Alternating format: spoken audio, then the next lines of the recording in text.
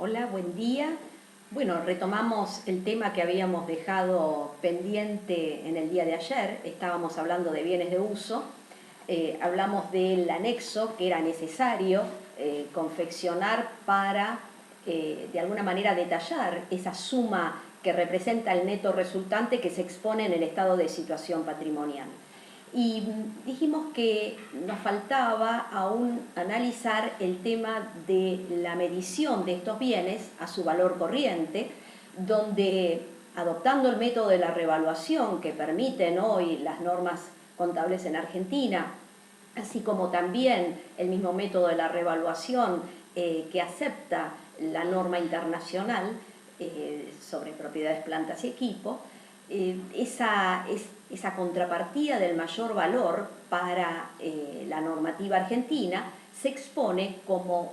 un resultado diferido directamente en el estado de evolución del patrimonio neto. Es decir, se compara la medición contable anterior con la medición contable al cierre del ejercicio y la contrapartida de ese mayor valor en caso de ser resultado positivo, porque no deja de ser un resultado por tenencia, que algunos autores indican que se estaría vulnerando el concepto de capital a mantener financiero, atento que se expone en el estado de evolución del patrimonio neto como un resultado diferido. Entre esos autores ustedes pueden leer a Enrique Fowler Newton. Entonces decíamos, en caso de adoptarse el método de la revaluación, la contrapartida del mayor valor se expone como resultados diferidos en el patrimonio neto. Y bueno, la medición al final del periodo va a estar dada a su valor corriente, que significa que se adoptó el método de la revaluación y se adoptó un nuevo valor, que es ese valor razonable que tiene el bien en el mercado al cierre del periodo, y el único tema es que la contrapartida de ese mayor valor fue a exponerse, se expone en el patrimonio neto y no es un resultado distribuible, sino que la misma norma indica determinadas cuestiones acerca de cómo se va a dar de baja ese resultado diferido a posteriori de su reconocimiento contable inicial. Bueno, los bienes de uso quedan medidos a su valor corriente, ese valor neto resultante al cierre del periodo. Y si decimos que había una medición contable anterior y un mayor valor, eso también debe ser mostrado de alguna manera en este cuadro, en este anexo de bienes de uso, donde se detallan los saldos al inicio, tanto de los valores originales como de las amortizaciones acumuladas, las altas, las bajas, tanto de los valores de origen como de las depreciaciones que corresponden al ejercicio y de las bajas de los bienes, y evidentemente si estoy midiendo a un valor corriente, tiene que haber una porción que representa ese mayor valor de los distintos bienes expuesto en otra columna donde se estaría indicando que su contrapartida está en el patrimonio neto expuesto como resultados diferidos. Por otra parte, en ese mismo anexo se tendrá que explicar no solo cuál es la contrapartida de ese mayor valor, sino también cuál fue el destino de las depreciaciones. Y habrá un cuadro de gastos que vamos a detallar cuando lleguemos al estado de resultados, que indica en el concepto de depreciaciones a dónde fueron dónde se imputaron esas depreciaciones de los bienes en el ejercicio, como puede ser el costo de los bienes que se han fabricado, como puede ser los gastos de administración, los gastos de comercialización, o bien otros gastos, porque corresponde a ociosidades que no podían ser imputadas, esas ineficiencias, al costo de producción, y entonces esos bienes que han sido depreciados, seguramente aceptando la vida útil que inicialmente se le asignó y una cuota constante de depreciación, esa depreciación que no puede absorber el costo de los bienes fabricados se imputará a otros gastos producto de esas ociosidades. Vamos a hablar cuando lleguemos al estado de resultados de este cuadro de gastos con mayor detenimiento. Entonces, el destino de la contrapartida de las depreciaciones y la contrapartida de ese mayor valor se expone en este anexo como una nota al pie del mismo. Por otra parte, estamos asumiendo que siempre va a dar un mayor valor. Puede ser que la contrapartida no sea un mayor valor y en ese caso la contrapartida será reconocida como una pérdida, como un resultado negativo.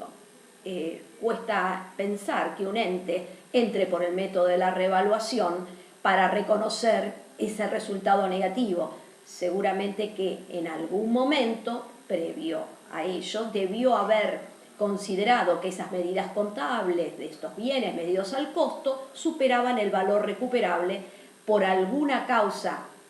que da la misma resolución técnica, que los invito a que las lean, y entonces habrá sido necesario previamente reconocer esa desvalorización de los bienes. Bueno, tenemos que hablar también de las participaciones en otros entes como un rubro a ser expuesto en este estado de situación patrimonial. Participaciones en otros entes que se exponen en el activo no corriente y que la intención del ente, ¿cuál es? Evidentemente, seguir con el control, con la influencia significativa que tienen ahora, o lograr en el futuro algún tipo de influencia significativa o control, y hoy hay una tenencia accionaria que también se expone en el activo no corriente porque la intención del ente es justamente mantenerla para conseguir alguna de estas situaciones a posteriori. Bueno, si hay control o influencia significativa, ustedes saben que esa participación accionaria en otros entes se debe medir a su valor patrimonial proporcional al cierre del periodo, es decir, un porcentaje de participación aplicado sobre el patrimonio neto del ente emisor, donde en el momento del reconocimiento inicial de esta inversión, ese patrimonio neto fue no solo el patrimonio neto contable, el considerado, sino esos mayores valores que corresponden a lo mejor a bienes que no habían sido, y estamos hablando del emisor de esa información contable en la cual participa nuestro ente, quizás no habían sido todos medidos a valores corrientes, seguramente no habían sido reconocidos activos intangibles generados internamente, lo cual originó que ese patrimonio neto no fuera sinónimo del patrimonio neto contable, sino cuando se llegó a consensuar cuál era el valor por el cual se iba a incorporar ese bien, bueno, se habrá determinado cuál era el valor real del negocio y las partes aceptaron, una a pagar y la otra aceptó la suma que cobraba por la venta de esa porción del paquete accionario. Bueno, ese valor patrimonial proporcional que inicialmente se corresponde con el costo de la inversión, a medida que transcurre el tiempo y se generan resultados por parte del ente emisor de esa información contable, del ente por supuesto en el cual participamos, se reconocieron los resultados y se disminuyeron los dividendos en efectivo que hayan sido aprobados por el ente emisor de ese valor patrimonial proporcional. Quiere decir que terminó siendo un costo corregido. El costo original corregido por la participación en los resultados y corregido por también la participación en los dividendos en efectivo. Ese valor patrimonial proporcional corregido o costo corregido es el que va a representar la medida contable de estas inversiones donde hay control, donde hay influencia significativa. El resto de las inversiones se miden al costo, es decir,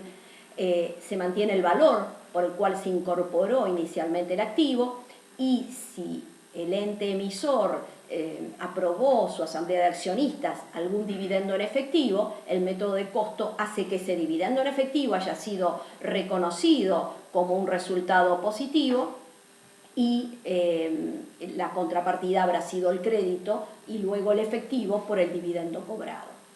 Esas inversiones medidas al valor patrimonial proporcional o al costo corresponden a la medición en libros. Adicionalmente, habrá que acompañar también un anexo donde a esa medición contable a valor patrimonial proporcional se le se le adjuntan datos sobre el total de acciones que se poseen, el total del capital del ente emisor, el total del patrimonio neto, el total de los resultados, para de alguna manera poder validar ese usuario tipo a quien está destinada esta información contable, poder validar esta medición a valor patrimonial proporcional. También, si tuviera cotización esas acciones en el mercado, debería incorporarse además una columna donde se consigna el valor de cotización de las acciones. Pero de todas maneras, la inversión quedará medida al costo o al valor patrimonial proporcional, como hemos comentado. Bueno, vamos a cortar este bloquecito y vamos a seguir luego con las partidas que nos restan de este mismo estado. Gracias.